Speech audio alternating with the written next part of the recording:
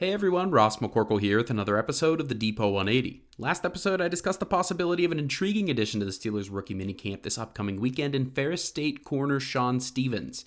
He is the highly athletic cousin of Joey Porter Jr. He ended up getting signed to the Philadelphia Eagles after going to their minicamp, so he will not be attending the Steelers camp. Perhaps he is somebody who could sign to the team at a later date if he gets cut later on the process, because there was clearly some interest there. A lot of the discussion in the last several days has been centered around the declining of Najee Harris's fifth-year option. It would have been just under $7 million for the 2025 season, fully guaranteed, but the Steelers did not exercise, reportedly because they want to see how the running backs handle the new offensive system under Arthur Smith. His system is more east-west and testing defenses horizontally with a wide zone run scheme, which might not be best suited for Harris. The emergence of Jaylen Warren also plays a role, as his 3-year undrafted free agent contract will be up after the season, and the Steelers will have the option of placing a restricted free agent tender on him. It is possible that they could be in the market for a running back in next year's draft or possibly in free agency.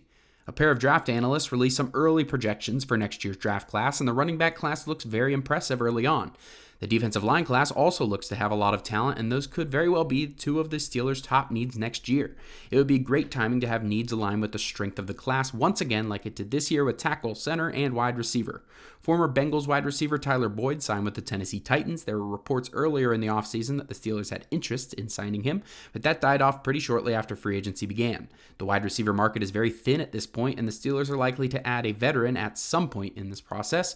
It might be best to wait until roster cutdowns at the end of the preseason. At this point, though, Allen Robinson II is still a free agent and might be on the cheaper end of things this late into the year. They liked his blocking abilities, and he was a leader in the room last year, so maybe he could circle back. They drafted Roman Wilson and added Quez Watkins and Van Jefferson in free agency, but the room still doesn't feel like it is totally set. There are a few ex-Steelers receivers in the UFL that are playing pretty well. Tyler Vaughns, Deon Cain, and Hakeem Butler are all among the top 5 or 6 receivers in the UFL at the moment, with Butler being in first in receiving yards and touchdowns by a good margin. Once their season ends, the Steelers could feasibly look to add more competition that route, as they have with alternate leagues the last couple years. Let me know how you enjoyed the video on Twitter at Ross_McCorkle, and as always, visit SteelersDepot.com for your latest and greatest Steelers breaking news and analysis.